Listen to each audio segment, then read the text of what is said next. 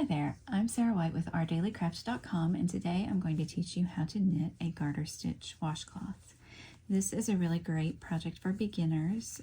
Garter stitch is usually the first stitch that knitters learn because it's just knitting every stitch of every row. And doing it as a washcloth is a great way to practice because even if it doesn't come out perfect, it'll still work for washing your hands or your face or your dishes or whatever needs cleaning. What you'll need for this project is some cotton yarn. I'm using this Lily Sugar and Cream, which is a classic worsted medium size 4 yarn. This is sort of like the classic kitchen cotton used to make washcloths. But any medium weight cotton yarn will work for this one. I am using size 7 US 4.5 millimeter knitting needles, just straight knitting needles to knit mine, and then you'll also just need some scissors and a yarn needle for weaving in the ends when we're done. I'm going to walk you through this as much as possible, and there'll be some jumps for knitting time, so you don't have to watch me knit the whole thing, but this is still a pretty quick project. We're going to start with casting on because you have to have stitches to work with, right?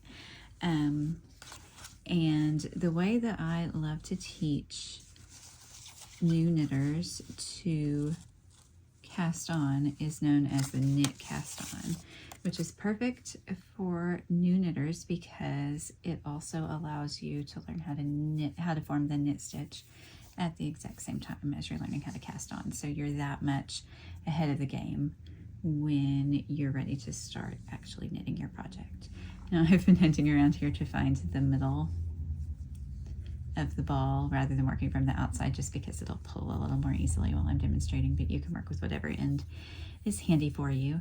So we don't need to leave much of a tail, just enough to weave in the end when we're done knitting, but we do need to make a slip knot, which is the beginning of our stitches. So to do that, what I like to do is to make an E with the tail over here, and the part that's attached to the ball goes in the front, and then you just put your finger in the hole of the E, bring the yarn up through that, and then if you pull on the tail, you'll see that it tightens up the loop, and then you can slide your needle into that. You don't want it to be super tight because you need to work into that stitch, but not so loose that it'll just fall right off the needle either, so that's pretty good, where it can slide a little bit, but it's not about to fall off the needle either. So that's your first stitch. To do the knit cast on, we take the needle with that slip knot on it in our left hand and the other needle in our right, and this is the same regardless of if you're right-handed or left-handed.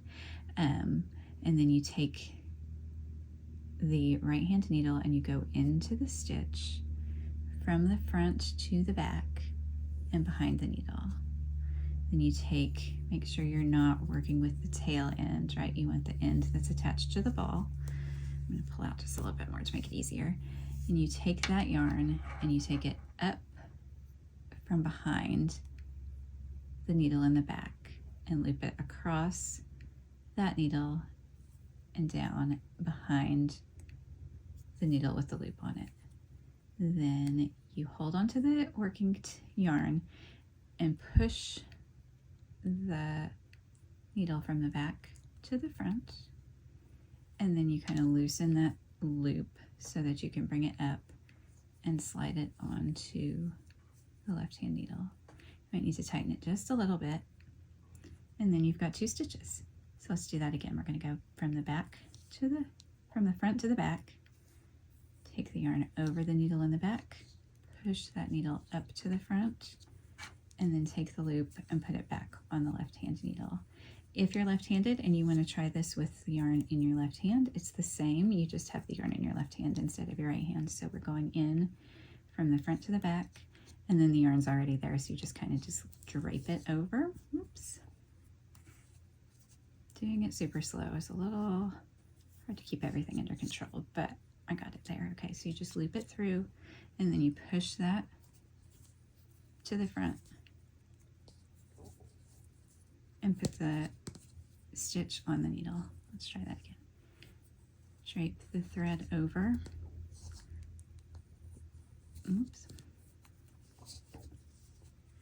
I'm not left-handed, so I'm less skilled with the left hand version, but it is the same process of just making a stitch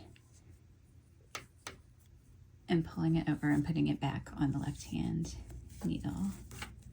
I'm going to speed up just a little bit so you don't have to watch me do every single stitch. Now the good thing about washcloths is they can be any size that you want, right? So how many stitches do you want to cast on? Well, I'm doing 30, which I know because I have a sample here. It gives me a piece that's about 7 inches square, which is a nice size for a washcloth. But you can do as many or as few as you want. If you have babies or little kids in your life, you might want some smaller ones. If you plan to use them for heavy-duty purposes, washing dishes and things like that, you might want some larger ones. But that's the beauty of a project like this. You can just practice with as many or as few stitches as you would like, and it'll be useful in one way or another, right? So I'm going to keep casting on until I have 30 stitches. Once you get the hang of how to do this movement, as you can see, you can get a little faster. And again, once you know how to do this, you basically know how to knit. So you've got the skills that you need to complete this project already, which is really a bonus. I like that for new knitters because it's an easy way to build confidence, like you're comfortable with the movements of making a knit stitch before you've even started actually knitting. And it's just a lot less complicated than some of the cast-on methods out there. And we like it easy, right? So let's see where we are. I don't think I'm there yet, but 2, 4, 6, 8, 10, 12, 14, 16, 18, 20, 22, 24, 25. So I'm almost to 30, and then we can get started with our knitting. Cotton yarn is a little, I won't say rough, though, I mean, it is, I guess, but it's not as springy as wool. It can feel a little harder to work with, just because the stitches are kind of more rigid, but that can be good for beginners too because they kind of hold in place. But the main thing is, and especially when you're a new knitter, regardless of what kind of yarn you're using, you want to take a lot of breaks and rest your hands because you don't want to get hand pain while you're learning something new. I know enthusiasm can carry you a long way, but you don't want to hurt yourself. So I think if I can count and talk at the same time, that's right. But let's double check. 2, 4, 6, 8, 10, 12, 14, 16, 18, 20, 22, 24, 26, 28, and 30. Look at that. Okay, so to begin knitting, we're going to keep the needle with the stitches on it in our left hand and the empty needle in our right hand. And as you'll see, it's just the exact same movement. We're going to put the needle into that first stitch from the front to the back. We're going to take the yarn over the needle in the back. We're going to push that needle back to the front through the loop, and then instead of taking that up and over, we're just going to slide it off, and that's our stitch. So you go in, around, under, and through. In, around, under, and through. If you're left-handed and want to hold the yarn in your left hand, you go through, around, whoops, again, I'm having a little trouble with my left hand, but there we go. Under, and through. I pulled just a little bit of the, I split the stitch there, you see. There we go. Okay, that's why that was tight there. Under, around, under and through. And you can practice both methods to see which one is more comfortable for you. Since knitting takes both hands, it doesn't really matter if you're right-handed or left-handed, which way you hold the yarn, which way you form your stitches. As long as you're happy with it and comfortable, again, that is the key to your success. Again, we're trying not to keep these too tight. Sometimes that first row in particular can be tight because your cast on was tight and it can be hard to get into those stitches. So just take your time. If you need to go back and cast on again and try to keep those loops a little looser,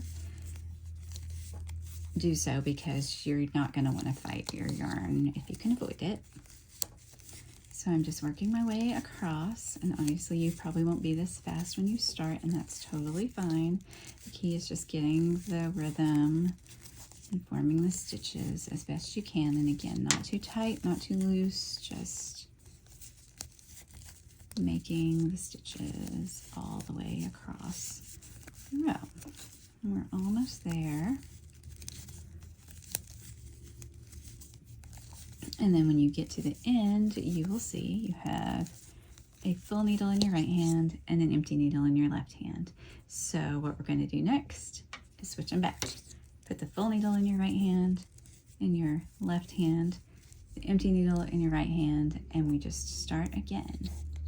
Now again, as I said, I'm not going to show you the entirety of knitting 7 inches. That would be super boring for everyone involved, but I do want to just show you a little bit more so we can look at what garter stitch looks like.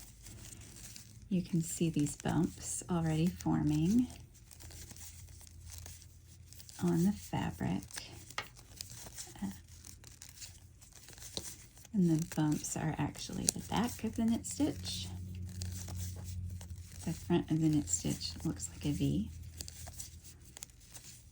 But when you knit every stitch of every row, you get those bumps showing on both sides, and that's what makes it, gives it the texture and look that garter stitch has.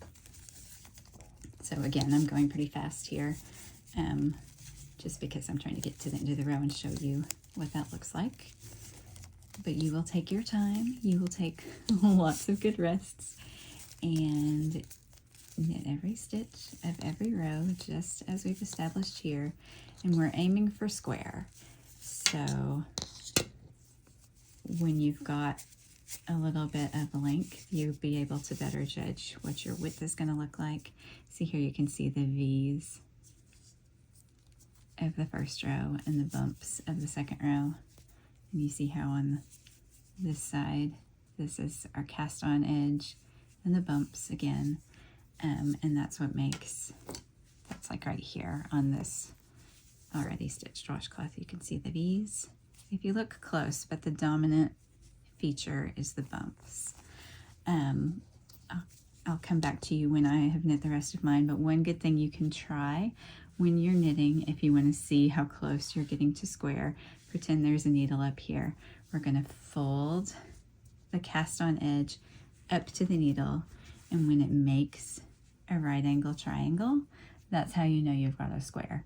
But I'm going to keep knitting. I want you to keep knitting, and we'll meet back here when we have our squares. So here's my almost finished washcloth, and you can use a ruler if you want. You can see mine is about 7 inches. That's not quite 18 centimeters. And so I'm basically square here. The other thing you can do if you don't have a ruler handy is just fold the corner up to the needle, and when it makes a right angle triangle, then you know that it's square. So we are ready to bind off. That's the last skill we're going to learn today. And the bind off is really simple, and it's just a way to close off the stitches so that you have your finished project at the end. Has a nice finished look, and the stitches won't unravel when you're done. So to begin, we'll just knit our first 2 stitches the same way we've been knitting this whole time. And then we're going to take our left hand needle and grab the first stitch you knit, pull it up and over that stitch and off the needle. So the second stitch that you knit is still there, but the first stitch goes away. So let's do that again. We're going to knit the next stitch, and then we're going to pull the first stitch over the second stitch. I'm going to do this relatively loosely if you can, just because that'll keep the edge straight and a consistent width to the stitches that you've already worked and to the cast on edge. But you can see already how it's making these little V's along the top, and that's going to make your edge for your washcloth. There are other bind off methods, just as there are other cast on methods, but this is the most common by far way to finish a knitting project. And it's really simple to do, and as you can see, it gets pretty fast once you're going. On your first project, you might want to go a little slower. You might want to pull, like I just did, pull a little on that stitch, just to make it a little bigger so that your bind off, also sometimes called cast off,